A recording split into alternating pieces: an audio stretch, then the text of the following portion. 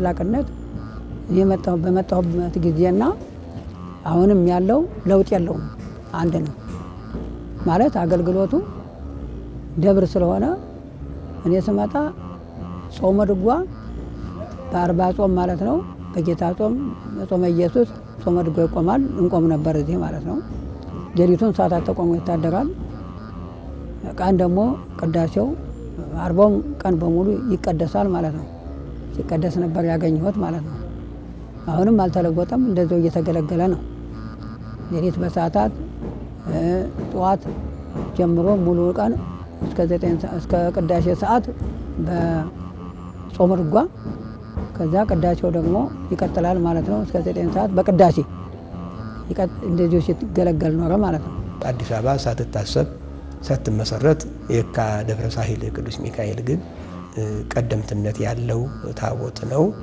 እግዚአብሔር ይክበር ይመስገን ደጋጎቹ ቅዱሳን አባታችን ያወነ ተክለ ሃይማኖት አባት ካህኑ ጸጋ ዘአብ ሳይቀር የቀደሱበትና ማምለኮተ እግዚአብሔር የፈጸሙበት ጽላት ታቦት እንደሆነ ይነገራል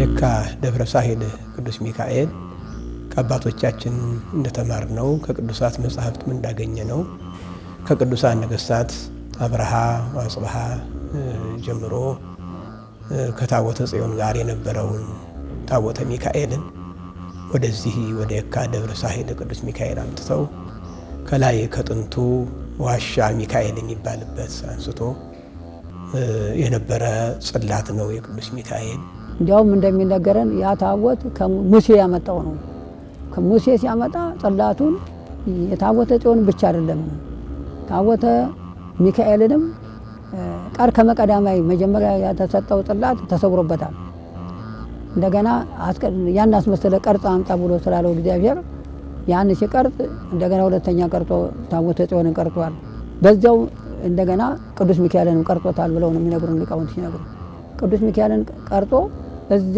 አክሱም ጽዮን ነበር የሚቀመጠው አንድ ላይ ከጽዮን ጋር ታቦተ ጽዮን ወዲያ መሄድ ማትችል ስለሆነ እዛው አትነቃነቅም እሷ እንኳን ወደላ መሄድ ቀርቶ ከዛ እንኳን አትወጣም ታቦቷ መስቀል ነው የሚወጣው እና ታቦተ ሚካኤልን እንግዲህ ንግስና ነው እዚህ ወደ ሸዋ ከመጣውማ ወደዚህ ከሆነ እዚህ ላይ የር ላይ ሆኜ መገዛ ከሆነ ታቦተ ሚካኤልን ይዤ ማምጣት አለብኝ ብሎ ነው ያመጡት ብሎ ወደ ስር ተመልሼ ነው ለገና ታቦተ ሚካኤልን ይዤ መጣው ወደዚህ ነው ታቦተ ጽዮን እዛው እንዳለች አብርሃ ይዞ ነው አጽብሃ ወደዚህ መጣ ማለት ነው አባ ሰላማ ወይም ከሳቴ ብርሃን የሚባሉት የመጀመሪያው የኢትዮጵያ ጳጳስ እነዚህን ሁለቱን ነገስታት በሃይማኖት ያነጿቸው ስለነበሩ የኢትዮጵያ ኦርቶዶክስም ኦፊሻል የነበረበት ከ309 እስከ 1200 ዓመተ ምህረት ድረስ ስለነበረ በዚህን ጊዜ እነሱም ሃይማኖታቸው የጠነከረ ስለነበረ እንደሚታወቀው አክሱም ላይ የሚያቆሙታው በረዳኝ በእግዚአብሔር ይህንን ሐውልት አቆም ያለው የሚል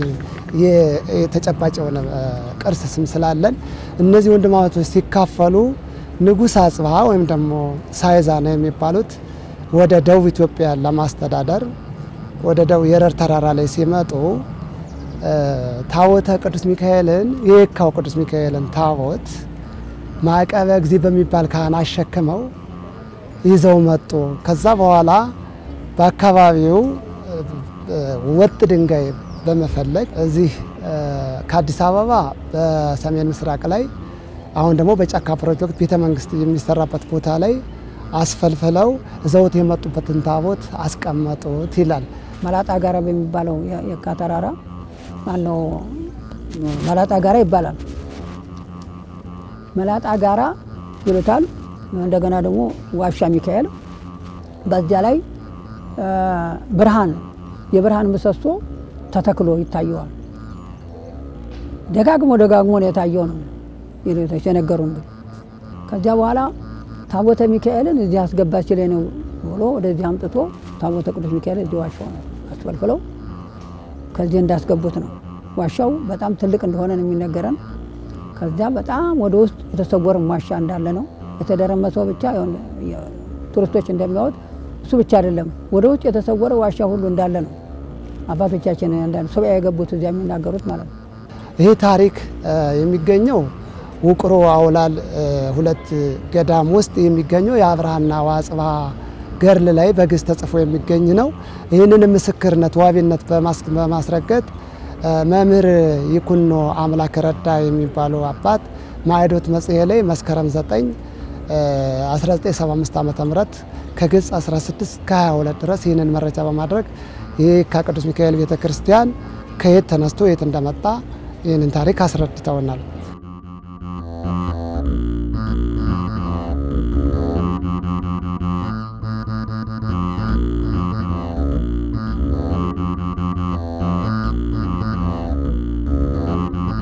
ንጉሥ ኃይለ ሥላሴ በነገሱ በ32ኛው ዓመት ማለት በ1808 እስከ 1840 ዓመተ ምህረት ድረስ ነው።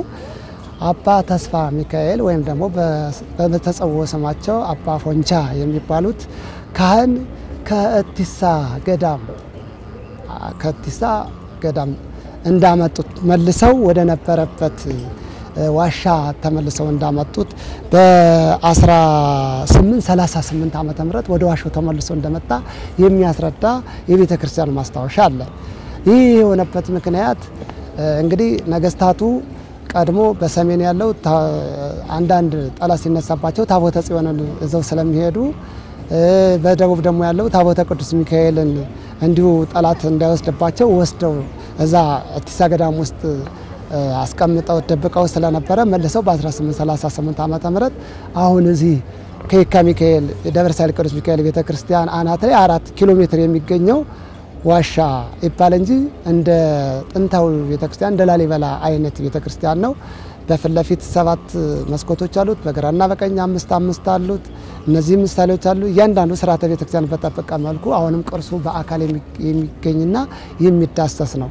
በዋናነት ዋሻው ላይ 40 ዘመን ከተቀመጠ በኋላ በ1878 ዓመተ ምህረት በአንድ በኩል በተለይም በሴቶቹ መግቢያ በኩል በመደርመሱ ምክንያት ዳግማዊ አጼ ምኒልክ ዋና ቤተ መንግስታቸው እዛ እንጦጦ ይሁን እንጂ ማስቀደሻቸው ይህ ከደብረ ሳይል ቅዱስ ሚካኤል ተወዳጁ ታቦት ስለነበረ ይህንን ቅርሱንም ካህናቱንም ይጎዳብኛል በማለት አውጥተው እዛ የነበረውን መቃኞ ቤተክርስቲያን በመስራት 59 ዓመታት ቆየ። ከዛ ዋሻው ላይ መቃኞ ቤተክርስቲያን ተሰርቶ ማለት ነው።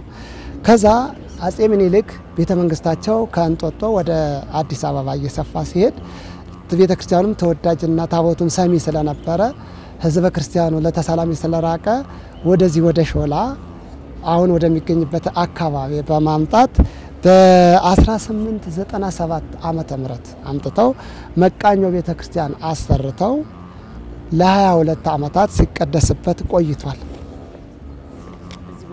እዚህ ቦታ ላይ ማለት መቃኞ ቤተክርስቲያን ከመሰራ አሁን የምናየው ቤተክርስቲያን ከመሰራቱ በፊት ማለት ነው። ይህ የምናየው የካ ደብረ ሳይል ገናና ቤተክርስቲያን የተሰራው በንግስተ ነገስታት ዘውዲቱ በዳግማዊ አጼ ምኒልክ ልጅ አማካኝነት ነው። የአባቴ ታቦት ማሰራት አለብኝ ብለው በመወሰን አለቃ ገረመው የሚባሉ የቤተክርስቲያኑን የሚያከናውኑ አባት በመሾም በ1919 ዓመተ ምህረት በአቡነ ሳዊሮስ ቡራኬ አማካኝነት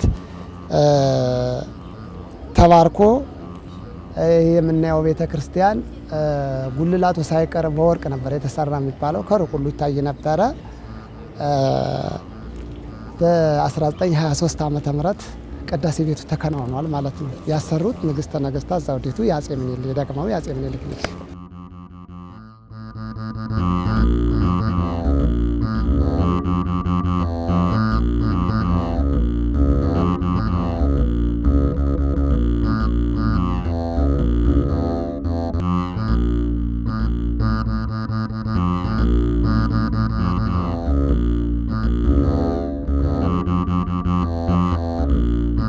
የአካባቢው ምእመናን በምናደርገው መንፈሳዊ አገልግሎት በጸሎተ ኪዳኑ፣ በቅዳሴው፣ በስብከተ ወንጌል እግዚአብሔርን በማምለክ አምልኮተ እግዚአብሔር በምንፈጽምባቸው ሰዓትና ጊዜያት ሁሉ ምእመናኑ ይገኛሉ።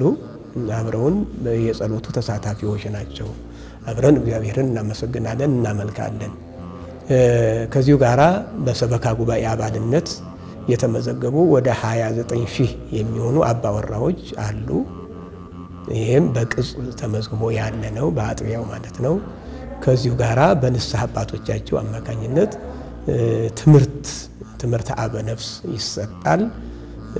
የተማሩት ያወቁት የተረዱ ሚስጥራቱን ያወቁና የተረዱ ለንስሐ በቅተው ስጋው ደግሞ እንዲቀበሉ፣ ወጣቶችም ደግሞ ድንግልናቸውን ንጽህናቸውን ጠብቀው ጋብቻቸውን በተክሊል በስርዓተ ቁርባን በስርዓተ ተክሊል እንዲደረግ እንዲያከናውኑ ትምህርት ይሰጣል። ይሄንንም እየተከናወነ ነው ያለው። የአካባቢው ምእመናን በምንሰራው የልማት ስራም ሁሉ በእውነቱ በጸሎትም ይረዳናል፣ በሐሳቡም ይደግፈናል፣ በእውቀቱም ይረዳናል። የአካባቢው ምእመናን በሰበካ ጉባኤ አባልነትም ተመርጠው እያገለገሉ ይገኛሉ።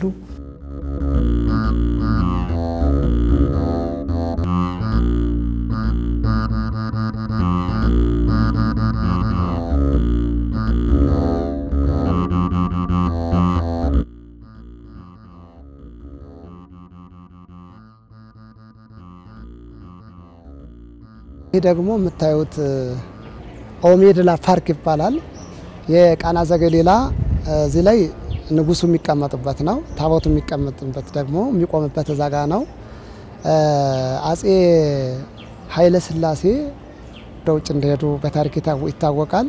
ከዛ በኋላ በ1933 ዓመተ ምህረት ወደ ሀገራቸው ሲገቡ የመጀመሪያ ሀገራቸው ላይ ምድር የረገጡት ኦሜድላ ስለነበረ ከዛም የሀገራቸውን ባንዲራ ያውለበለቡበት ቦታ ስለነበረ ይህንን ቦታ ኦሜድላ ፓርክ ብለው የቃና ዘገሊላ በ1938 ዓመተ ምህረት ከዚህ ጀምሮ ይሄ ሾላ መናፈሻ የሚባለውን የነበሩትን ነዋሪዎችን በማንሳት እታች ድረስ ፓርክ አድርገው እስካሁን ድረስ እዚህ ያለው አገልግሎት እየሰጠ ነው። ያኛው ግን ከአጥር ውጭ ያለው በቤተ ክርስቲያኑ አይደለም የሚተዳደረው በመንግስት ነው። ነገር ግን በቤተ ክርስቲያኑ የተሰጠ የኦሜድላ መታሰቢያ ነበር ማለት ነው። ይሄ በባህልና ቱሪዝም በዩኔስኮ ይመዘገባል እየተባለ የሚጠበቅ በዓል ነው። እጅግ በጣም የሚያስደንቅና አገልግሎት የሚሰጥበት ነው። ካህናቱ እዚህ ያስረግጣሉ። ምእመናኑ በታች ዙሪያውን አይበቃም እንደምታውቁት ነው። እታች ድረስ ነበር የተሰጠ።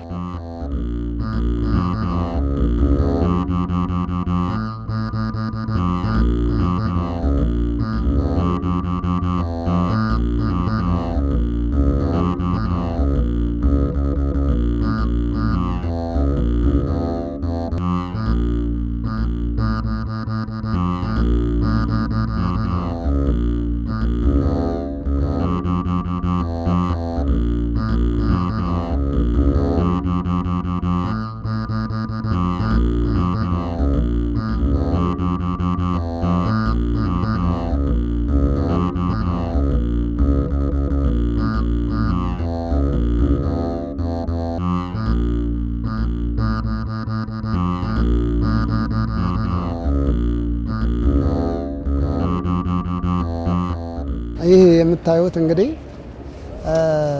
በዓለም የሚታወቀው የካ ደብረ ሳይል ሰሚውና ተራዳዩ የካ ደብረ ሳይል ቅዱስ ሚካኤል ቤተክርስቲያን ነው። በውስጡ ብዙ ቅርሶች አሉ፣ ቤተ መዘክርም አለው።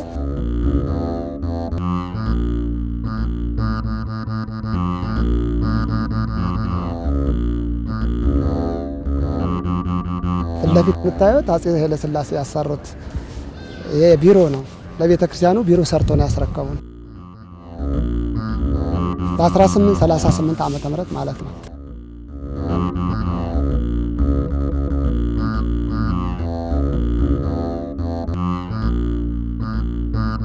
ይህ የምታዩት ፎቅ እንደነገርኳችሁ በአጼ ኃይለ ሥላሴ የተሰራ ነው። በከድል መርስ ኦሜድላ ፓርክን ጨምሮ ይህንን ሰርተው የሰጡን በእንጨት ፎቅ ነው። የእንጨት ፎቅ ነው። እስካሁን ድረስ ምንም ነገር አልሆነ፣ እድሳትም አልተካሄደለትም። በነበረበት ያለ ነው። አዎ። ከዚህ በመቀጠልም ይሄኛውን እሳቸው አፄ ኃይለ ሥላሴ ያሰሩት ከዚህ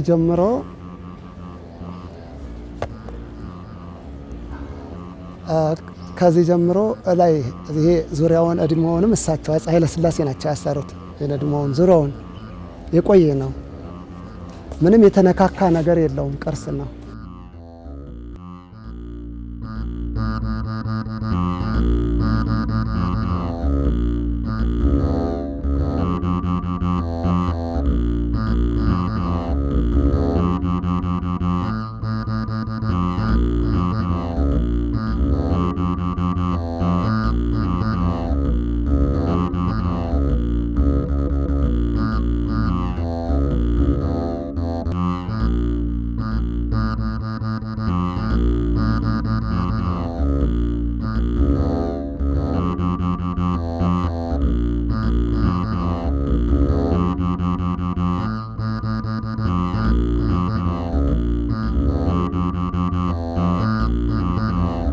በ1897 ዓመተ ምህረት አሁን 120 ዓመቱ ነው። ይሄ ዋልታ ይባላል። የቤተ ክርስቲያኑ ጉልላት ማስቀመጫ ነው። እነዚህ አቃፊ እንትኖች አሉ። ይሄኛው የጉልላት ማስቀመጫ ሲሆን በዙሪያው እየተበሱ በተሰካካ እንጨት የሚሰራ የቤተ ክርስቲያን በ1897 የነበረው መቃኞ ቤተ ክርስቲያን የተሰራበት ጉልላት ነው። ትንሽ ይከብዳል። ይህን ይመስላል።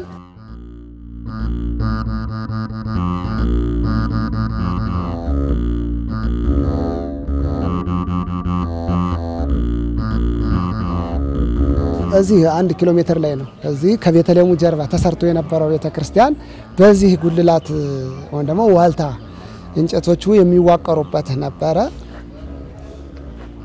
በጣም ይሄ ነው እንግዲህ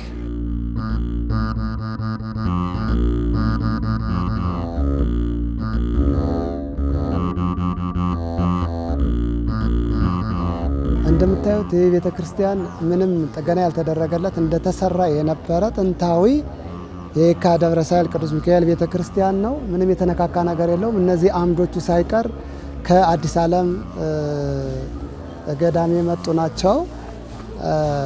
እነዚህ ቆመ ብእሲ ነው የሚባሉት። ምንም የተነካካ ነገር የለውም። ቀለም ብቻ የተቀባው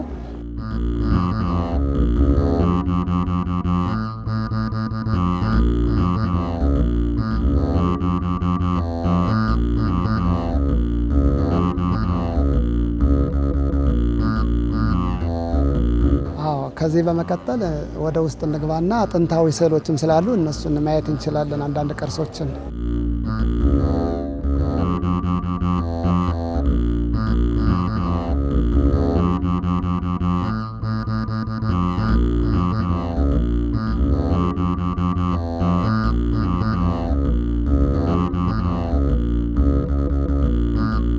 የየካ ደብረ ሳህል ቅዱስ ሚካኤል ቤተክርስቲያን የወንዶች መግቢያ ነው። በተለየ መልኩ የእንጨት በር ነው ያለው። በሚገርም ሁኔታ የተሰራ ጥንታዊ ቤተክርስቲያን ነው።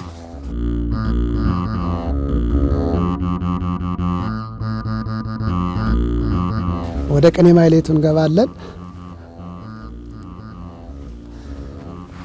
ይህ ቅኔ ማህሌት በርካታ የሆኑ ሊቃውንቶች አገልግሎት የሚሰጡበት፣ ስብሐተ እግዚአብሔር የሚደርስበት፣ እንደ መላእክት በመንጦላይቱ ነው በመጋረጃ ሆነው እግዚአብሔርን የሚያመሰግኑበት ታላቅ ቦታ፣ ስብሐተ እግዚአብሔር የሚደርስበት ትልቅ ቦታ ነው።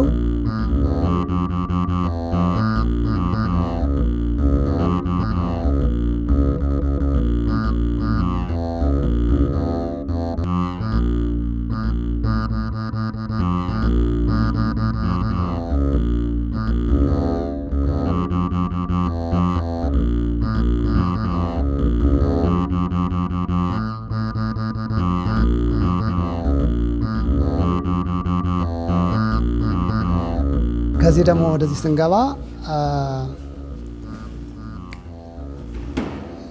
ቅድስት ነው። ይህ ቅድስት እንግዲህ በርካታ የሆኑ አባቶች፣ እናቶች ስጋው ደሙን የሚቀበሉበት፣ ቅዳሴ የሚወርደው ስጋው ደሙን ይዘው የሚያቀብሉበት ቦታ ነው። የምታዩት ስዕለ አድህኖ ወንጌልን ግልጽ አድርጎ ለማንበብ የሚያስቸግራቸው የነበሩ ኢትዮጵያውያንን በቀጥታ በስዕል መልክ እየተተረጎመ ቤተ ክርስቲያን የምታስተምርበት አንዱ የአስተምሮ ዘይቤ ስዕለ አድህኖ ስለነበረ እያንዳንዱ ስዕሉን በማየት ብቻ ይሄ ምንድነው ለዚህ ጋር ያለው ጌታችን ኢየሱስ ክርስቶስን ዮሴፍና ኒቆዲሞስ ከመስቀል እያወረዱት መሆኑን በቀላሉ የሚያስተምር ነው ያለው። ይሄ ስዕለ አድህኖ የተሳለው በ1967 ዓመተ ምህረት ሲሆን ሰዓሊው አለቃ መዝሙር ዘዳዊት ይባላሉ። እዚህ ጋር በቀጥታ ታሪኩና ስዕል የፊት ለፊቱን ስዕል ያሳሉትን ሰዎች ባልና ሚስቶች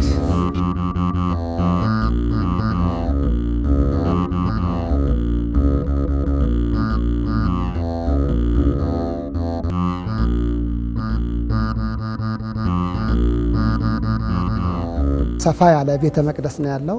ፊት ለፊቱ ላይ መንበሩ ነው።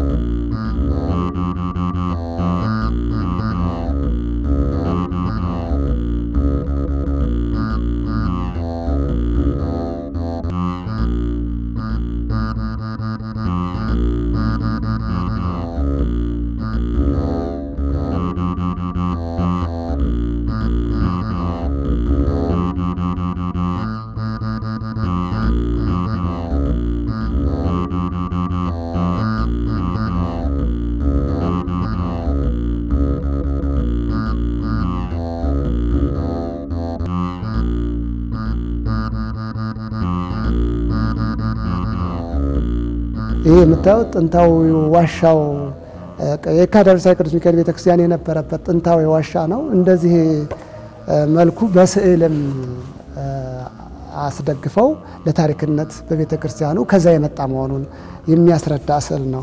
ጥንታዊ የካዳርሳይ ቅዱስ ሚካኤል ቤተክርስቲያን የነበረበት ዋሻ ይባል እንጂ ፍልፍል ቤተክርስቲያን ነው። ቤተክርስቲያኑ እጅግ በጣም በአማራ ሁኔታ የተቀረጸ ነው። አሁንም ድረስ የሚታይና የሚዳሰስ ቅርስ ያለው ነው።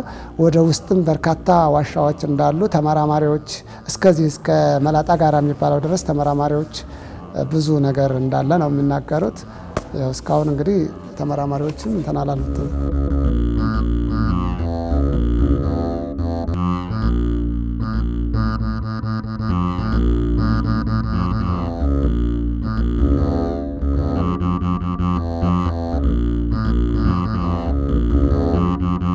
ያኛውን ቅዴ ማይሌቱን እንዳያችሁ ሁሉ ይሄ ደግሞ ሰዓታት የሚቆምበት ነው።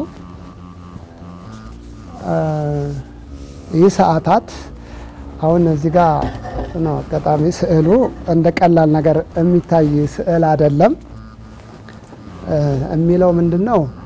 ዝውቱ ስዩመ ምኒልክ ንጉሰ ነገስት ሊቀ መኳስ አጽናፍ ሰገር ነው የሚለው በ1959 ዓመተ ምህረት የተሳለ ነው። ዘውቱ ኃይለ ጻድቅ አቡነ ሕፃን ሞዓ ዘደብረ በግ ነው። ይህንን አቡነ አቢብ ናቸው። ሰይጣንን ከእግዚአብሔር ጋር ለማስታረቅ ያደርጉ የነበረ ከዛ በኋላ ግን ሂድና አስታርቀኝ ብሎ እግዚአብሔር ምኞታቸውን ሲነግራቸው እኒህ አባት ምን አደረገ? ሰይጣን ሆይ ማንም ይጠራኝ ከነገስታትነቴ ማንም ይጠራኝ ብሎ ሲል አይ እኔ ነኝ ከፈጣሪ ከተጣላው ጋር ላስታርቅ ነው ብለው ሲሉት ማን ነው ብሎ እጃቸውን ስቦ ሲኦል ውስጥ እንደከታታቸው ከዛ በኋላም እግዚአብሔር ሲያወጣቸው በቆባቸው በርካታ ነፍሳትን ይዘው እንደወጡ እና እመቤታችን ቅድስት ድንግል ማርያም ያለችበት ስዕል ነው። ይሄ ነው እንግዲህ ንጉሱ ሰራዊቱ እነዚህ ናቸው። የራሱ ይሄ ሊቀ መኳስ አጽናፍ ሰገድ ናቸው። ሰራዊቶች ናቸው እነዚህ። በዚህ መልኩ የተቀመጠ ስዕል አድህኖ ነው። እጅግ በጣም የሚገርም ስዕል ነው ያለው እዚህ ጋር።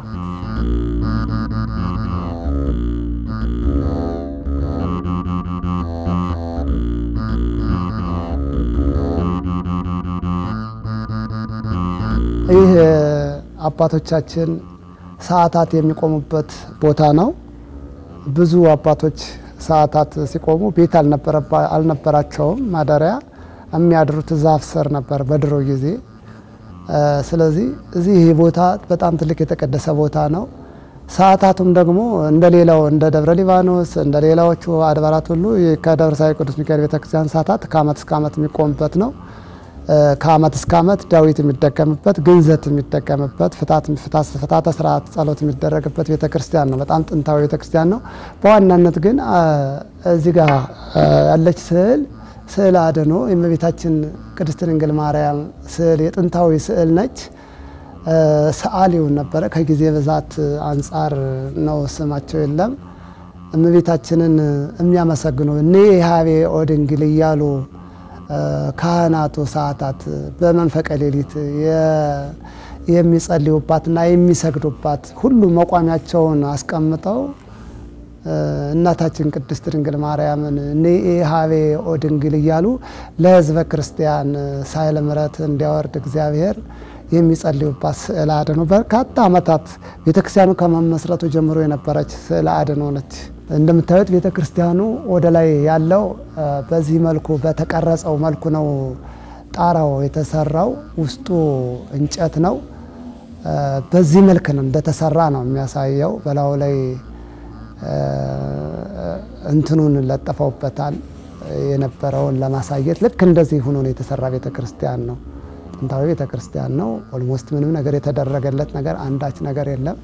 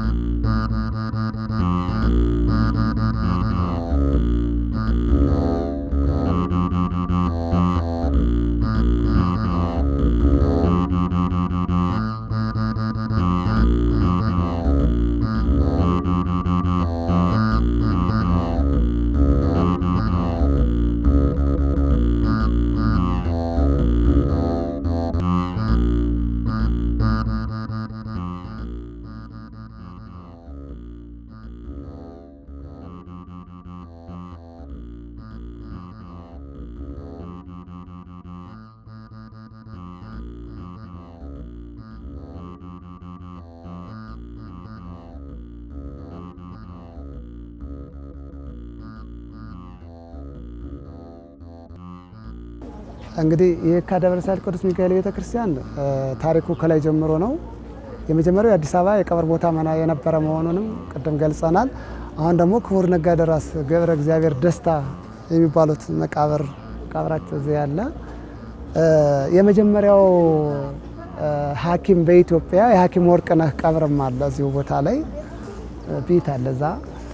ስለዚህ የአዲስ አበባ የመጀመሪያው ቀብር ቦታ ላይ ዋሻ ተክለ ሃይማኖት ደግሞ ዋሻ ሚካኤል የሚባለው ቦታ ላይ የነበረ መሆኑን ነው የሚገልጸው። የቀብር ጥንታዊ ቀብርም ያለ መሆኑን ለማሳየት ነው። በርካታ መኳንንት በርካታ ነገስታት የተቀበሩበት ቦታ መሆኑን ለማሳየት ነው። ከዚህ በመቀጠል ምናየው ደወል ቤቱ ነው።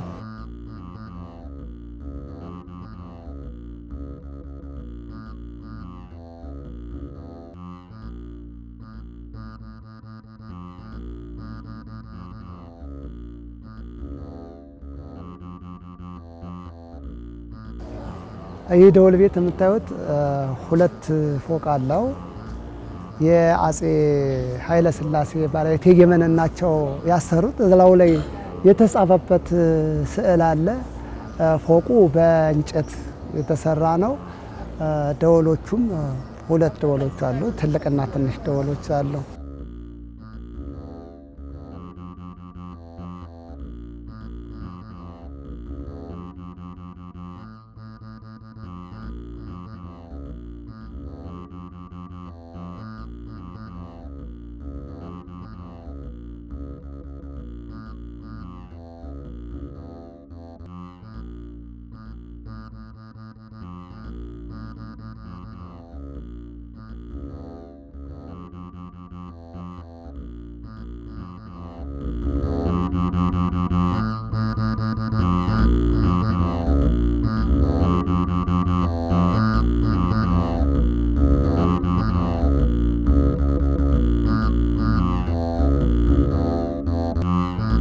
ይቺ ዛፍ አንድ አባት ነበሩ ይባላል። እዚህ ቤተክርስቲያን ሲተከል ንግሥተ ነገሥታት ዘውዲቱ ሲያስተክሉ ዛፌን እንዳቆርጡብኝ ታቦቱን ግን ተካሉ ብለው ቤታቸውን ሌላ ምትክ ቦታ የተሰጣቸው እስካሁን ድረስ ዛፍ አልተተከለም። እንዲያውም እሳቸው ማስታወሻ ነው ተብሎ የካ ቅዱስ ሚካኤል የመላኩ የሚካኤል ስዕል ተደርጎላቸዋል ማለት ነው።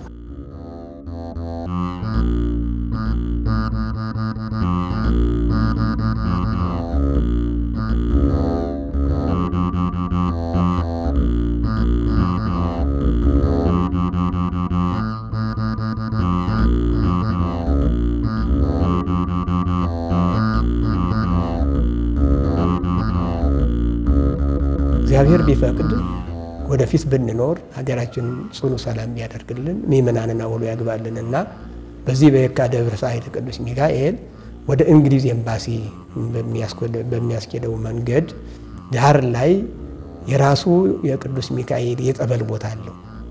የዚህ የጠበል ቦታው 2901 ካሬ ሜትር ነው።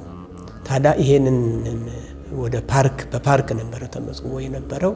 ከመዘጋጃ ቤቱ ጥያቄያችንን አቅርበን ፓርክ የነበረውን ወደ ልማት መስራት፣ ምክንያቱም በተረፈው 2900 ነው። በ1000 ካሬ ሜትር ላይ ደግሞ ጠበሉም እንዳለ አጠገቡ ደግሞ ሆስፒታል ለመስራት አስበን መዘጋጃ ቤቱን ፍቃድ ሰጥቶን ያንን ፓርክ የነበረውን ለውጦ ለልማት መስራት ይችላል፣ ልማት ማከናወን ማልማት ትችላላችሁ የሚል ካርታችንን አስተካክሉልን። እግዚአብሔር ይክበር ይመስገን። በቤተ ክርስቲያን ያደጉ ልጆች ዛሬም በየድርጅቱ የሚሰሩ ተመካክረው 1,500,000 የሚፈጅ ፕላን አዘጋጅተውልን ከመሬት በታች 2 ግራውንድ ያለው 3 ወደ ላይ 12 አጠቃላይ 15 ወለል የያዘ በ1000 ካሬ ሜትር ላይ የሚያርፍ በ405 ሚሊዮን 40,000 ግምቱ የመሐንዲስና ግምቱ የሆነ ቤተሰሊሆም ጠቅላላ ሆስፒታል በሚል ይሄንን ለመስራት ከፍተኛ እንቅስቃሴ እያደረግን ያለነው።